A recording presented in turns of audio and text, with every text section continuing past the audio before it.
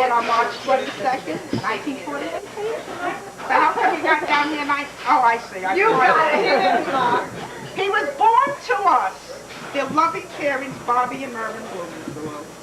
This gorgeous creature of a Jewish American princess and a poor undernourished boy from the wrong side of the track. But the princess's parents came through everything. He had his nurses and his nannies and his bassinets and his boys and his trips to Florida and his trips to the Poconos without the heart-shaped bathtub.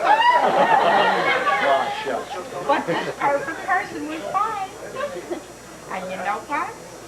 I'll read just one thing about how perfect he is, because he's still perfect to me. I will now read about baby Peter. The kid was clipped at 10 a.m. March 28th. Unfortunately, the rabbi ruined it for all the rest of the males of his peer generation because he didn't take off enough. Which made everybody very happy. Everybody was in attendance but the mother. She couldn't take it. They were hurting her feelings. The christening dress was ordered in France with a little cap. This is a Jewish child? This was a Jewish child. Unfortunately, his mother didn't know it. She was following what happened in England, and Bonnie Prince Charles was born, and her Charles was born, and that's the way it had to be. With a little velvet suit, and the patent leather pumps that she was thrown out of all the shoe stores, and you could count on your fingers. But he wore them. That's why he dresses so well today. Genetic. I will now cut down to my 3 minutes that I'm supposed to, and I'll give you some vital statistics about this gorgeous person on my right and his gorgeous wife on my left. I gotta keep peace in the family, right, Lovey? Good girl, Mother. All right, Lovey. Baby Peter started to understand. Oh God, I'm getting blind. What was being sent to him at 10 months, he was very bright. He could pick out a picture of his Tinker toy. And in his little book, and when asked what a pussycat says, he would say, meow. I believe it. Let me see. He started to clap hands at the age of 42. He started to clap hands at this age. When patty cake was sung to him, Peter would he would pat his chest with his little hand.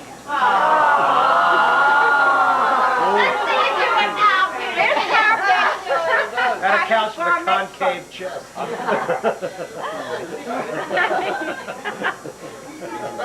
He started to walk at 11 months.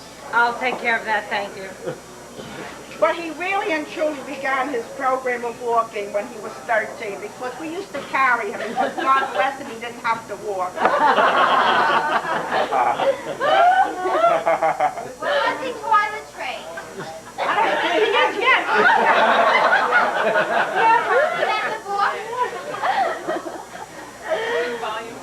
I gotta find more statistics about this perfect person. You got it in 30 seconds, Barbara. All right, just a moment. Well, his first social engagement was when he was 3 months old. Excuse me. His party expression. Look at this. What did he do now? Oh, he notices light at 4 weeks, and he rolls over at 5 months. A little retarded, the kid. He held his head erect at 5 weeks, and he was That's the only thing he has erect, Barbara. He crawled at 4.5 months, and he support when he said 30.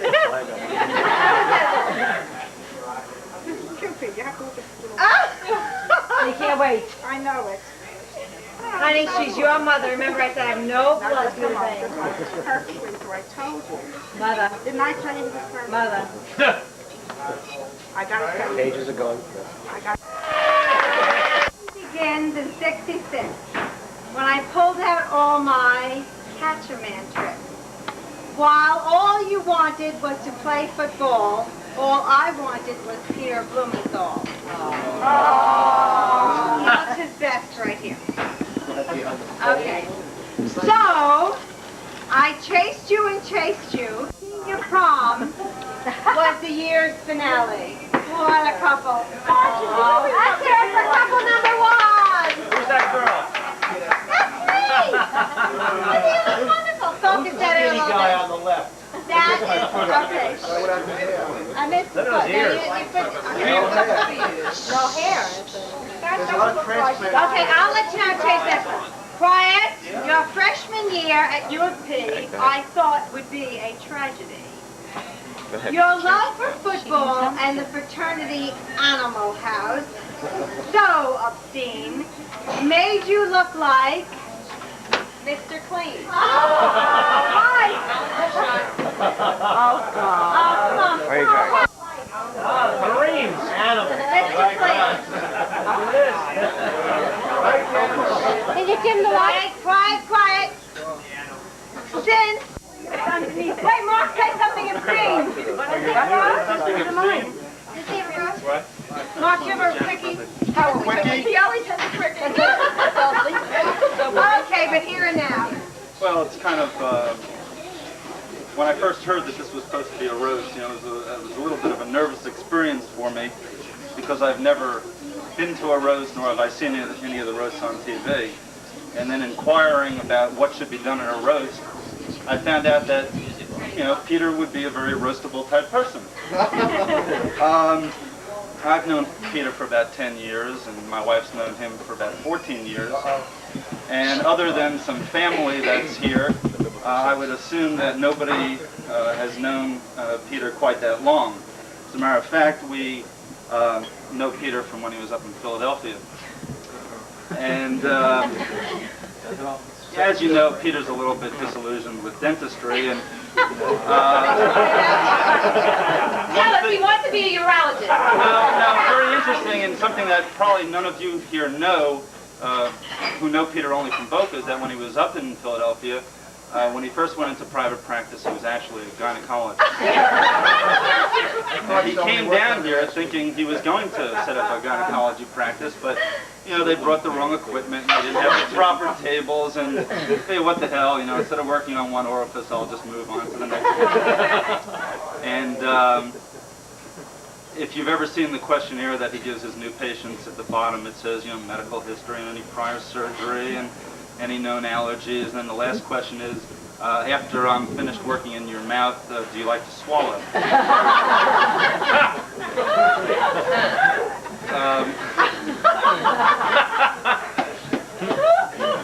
We just came back from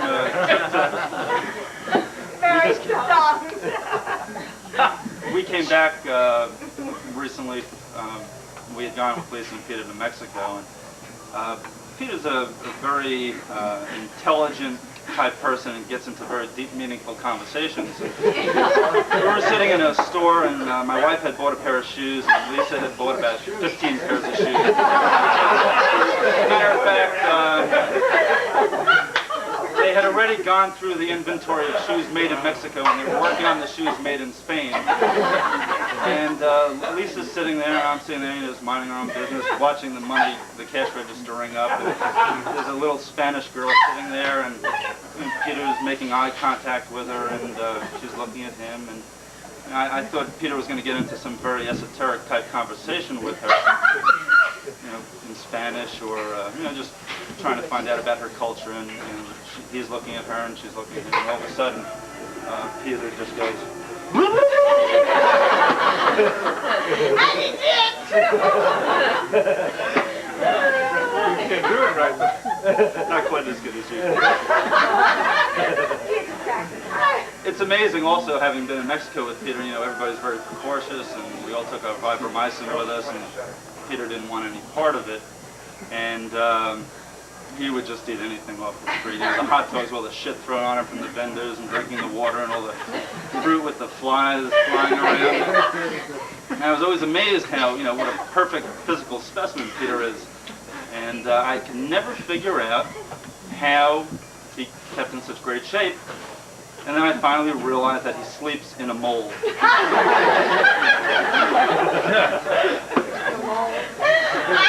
And who made the mold? Lisa made the mold. So Peter has, you know, keeps his body in shape, but he has no control of his body. Lisa has control of his body. Peter do this, Peter do that. Get the hook. Get the hook. But at least it's a good mold, and I just want to wish him a happy 30th.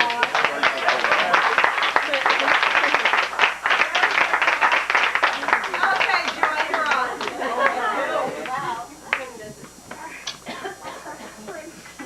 Your Perfect Prince is going to be fine written out because I wanted to make sure I said exactly what I wanted to say to you, Peter.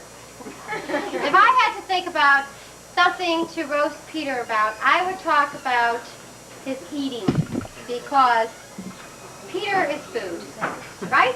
Okay, so this is to Peter from Roy and I. For 7 years, we've watched you eat. In your opinion, everything's a taste treat. Every kind of food appeals to you. Unless, of course, the color is blue.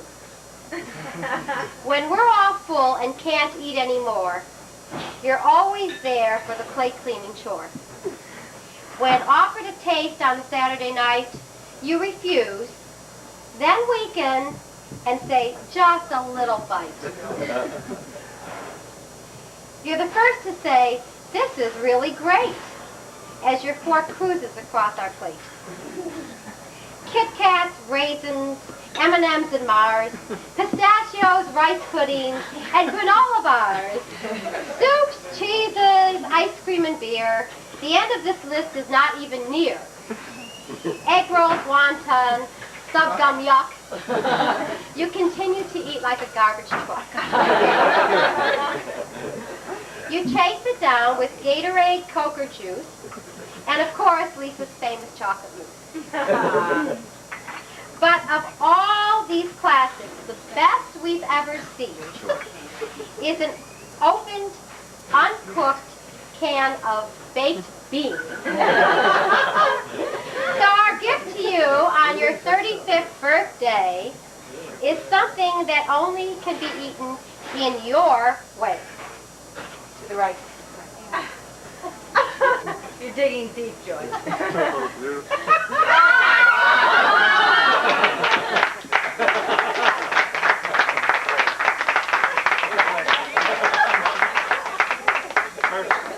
Greg, of course, is her better half.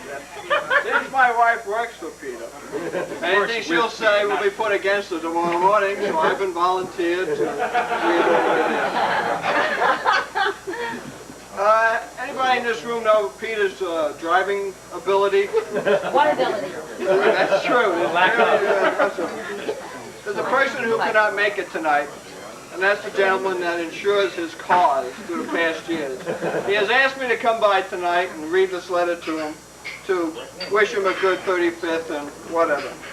To Dr. Peter Blumenthal, DMD. Dear Crash, I am sorry I cannot attend your birthday celebration, but I'd like to wish you the best on your 35th. I'm writing you this letter to thank you for a tremendous amount of business you've been giving me over the past years. Without you, Crash, I wouldn't be where I am now. Vice President of all high-risk categories, which includes Evel Knievel, Parnell E. Jones, the Moon Astronauts, and Scars Donnellan.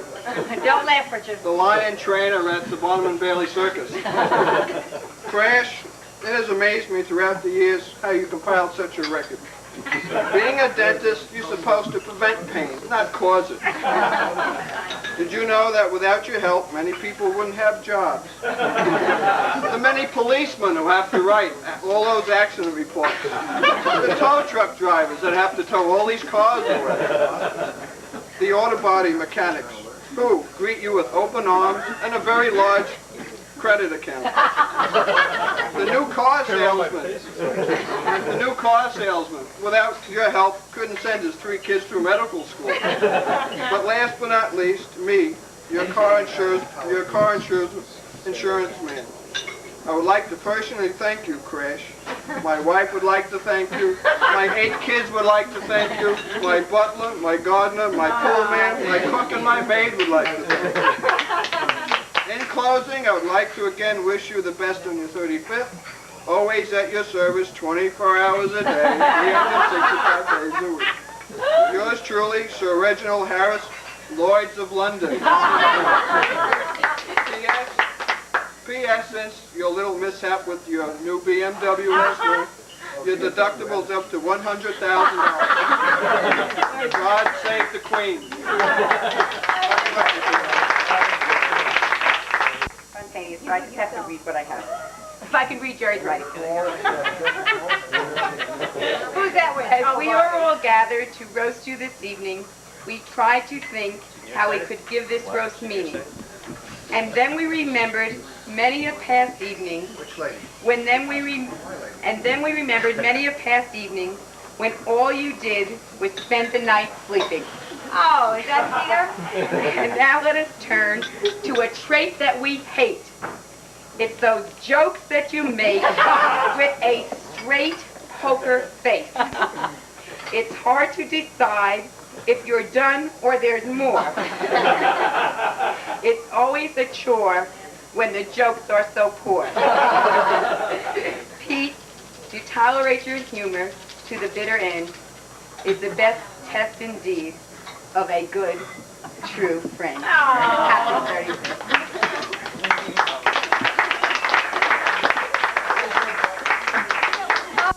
It's just about... There are people here? They're all lobsters. Peter is the only person that I know whose two priorities in life are flossing and fucking, in that order. With that,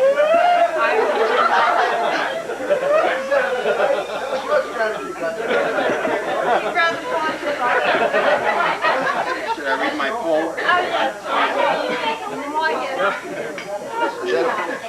No, Peter and I have a number of things in common. I just wanted to discuss it with Peter.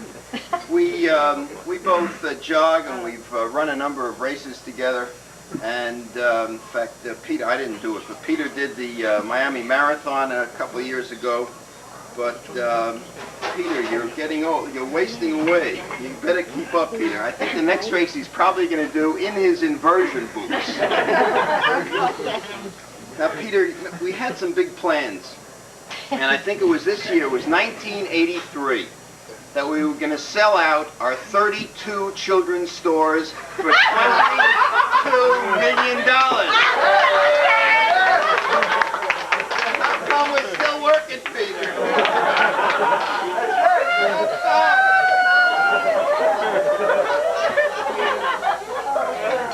Now I know why I need a fork, Karen. Well, we got one other thing in common, Peter. And you know, you fix teeth, and I fix bones, and both of us are concerned about parts of the body that we have to keep hard. Peter, we're getting old, Peter. My final word to you is, keep it up. Available to answer the telephone. And Lisa's been making all kinds of excuses for him because he's been so busy hanging from his ankles. So we got this. He told me just last night that he gave that up, so you can turn it this way and hang it in your office. Thanks, Jay. A special guest star from Tooth Fairy. Get them spread, kiddo. Get them spread. Those roots, let's come apart. Come later. Do you know who I am? I've been in many a dark and wet hole. And they don't know who I am. But Peter Blumenthal has taken me out. He has filled all my cavities. But I am really Petey Sweetie. I am his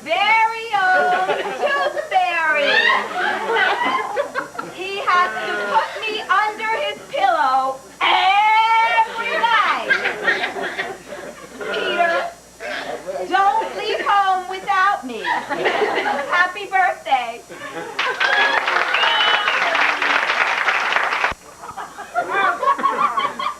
No What's that comment. money spill our cavity? Ha ha ha. Okay, I think Gus wants to serve.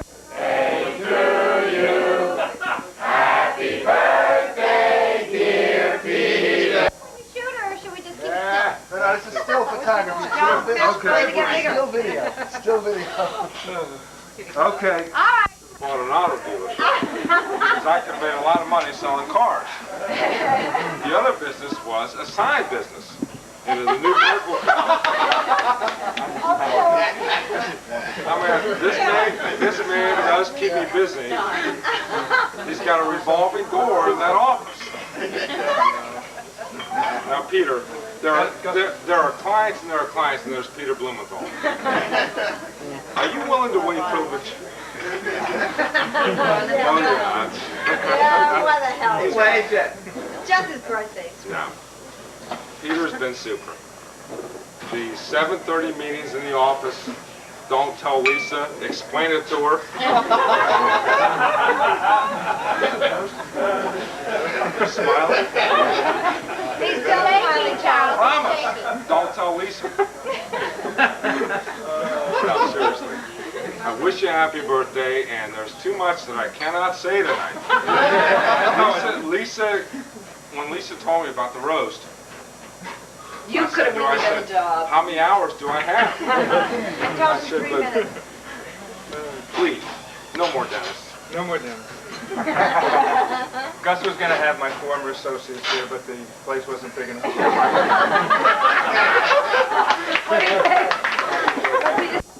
I got a present for Peter. Oh, shit. Oh, Joe, don't. Peter has so much trouble. You know, he has to sit down all the time. So instead of sitting down, we're going to let you stand up. Don't worry about it. You don't have to go so often. You don't even have to worry about it coming out. It'll come out by itself. This is for you. It's all personal one. You need it. Great. Thank God you saved him, Joe. Oh, perfect. Peter, it matches. Matches. All right, wait a second. My own monograph. Well, from your urologist to your cardiologist, where the hell is that? Stephen, Joe, you're done. 7 long stretch. Joan, I left money in Stephen's wallet, Joan. You can talk. Joan. What was he doing over by your house this Would you believe that this, I want you to know the communication that goes on in the Babick family. At 7:05 tonight, I see a man walking to my front door. It's Stephen. I walked out. I said, Stephen, what the hell are you doing here? He said to me, isn't this where I'm supposed to go? I said, Stephen, your wife is such a schmuck. I reviewed Augustus and Margate, at which time he left. Communication, the most important part of a relationship. Right. Okay, when Lisa told me about this roast, there's nothing bad I could say about Peter. And I really feel bad because I love him so much.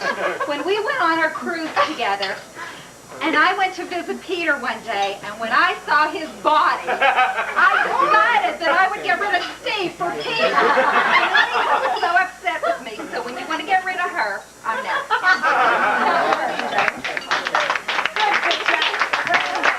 Betsy, wait, there's a man in the wings here. Take my phone. Okay. I'm not much of a speaker, so I just thought I'd say a few brief comments. We all know Peter started in Philadelphia with Rocky, fame and stuff. Peter met Rocky there in one of the restaurants. He let him smell his tennis shoes. You've heard that story before, right? Your audience right They have a here. statue. Did you hear that one? She loves No, I mean, really. He goes around, he goes in the restaurants, and he meets these famous ball players. He told me one about in Miami. The guy that you smell his armpit. Yeah, right. But then, Peter was playing at Franklin Field, and he ran into the goalpost. Ever since then, things have been a little fuzzy. Well, shortly after that, he met Lisa. That things have been a little fun. No. Lisa was going to do his apartment and get him some furniture.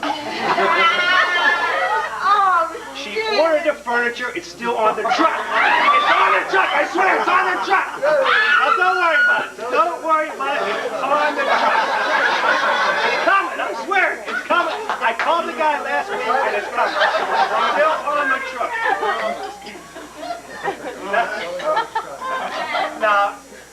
you know, they were right there, you know, the Wharton School of Finance, you know. Peter took Lisa over there. And, you know, her statement, you know, they learned there at Wharton School, you know, darling, if you can't afford it, you know, if you have to ask the price, you can't afford it. At least I can't afford the price, honestly. Now, really, all seriousness, you know, being Peter's cardiologist is a big deal. Every so often, you know, he gets a little pain in his chest. Comes running across the courtyard, you know. I put the filling in the wrong tooth. Peter, don't worry about it, honestly. Got the pain.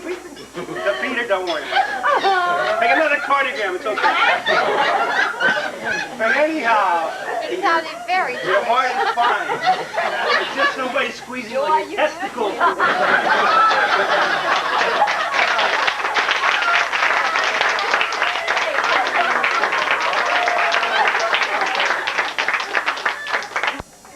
I know. I need my psychologist. Sheila? Another look. DWI cases for you people. Oh, Believe me shit. tonight. A lot's been said about dentist and Peter's sexual life, and I wanted to relate to you a little story he told me after a couple of beers about 6 months ago. Because you've heard tonight that for 18 years Peter and Lisa have been together. Well, it's not entirely true. There was a period of time they were having some trouble in their relationship, and Peter was off at a dental convention and he met a young woman. And he spent the night with her. The tooth fairy. And then the next morning she came to him and she turned over in the bed to him and she says, Peter, I want you to know that you're a real world beater. That you can do it neater and sweeter and more completer with less Peter than any dentist ever been with.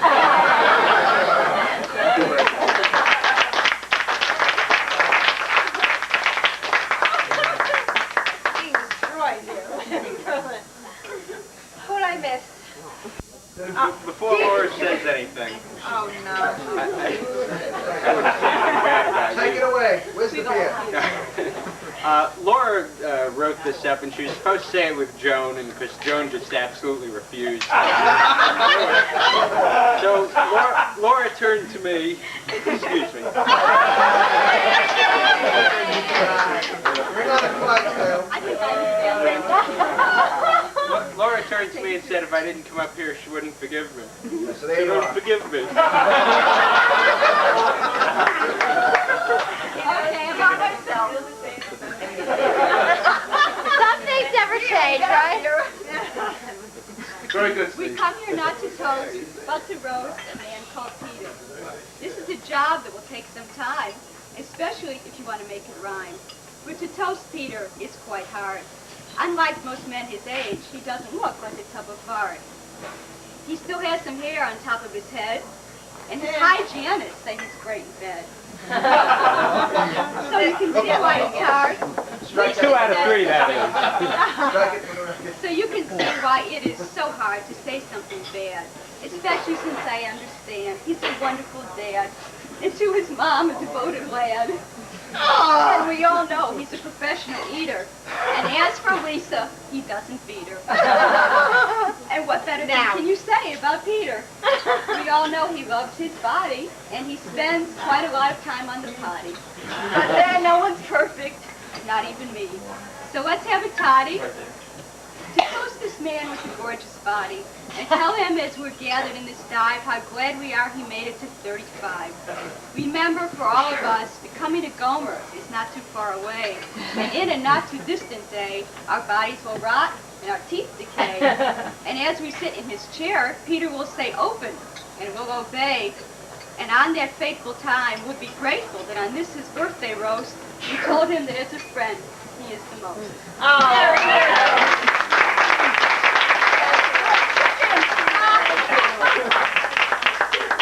Does that conclude? Did I miss anybody? Thank God. You're done. You roasted, honey. To another 35 years, don't call me. I'll call you. Thanks, folks. We're done.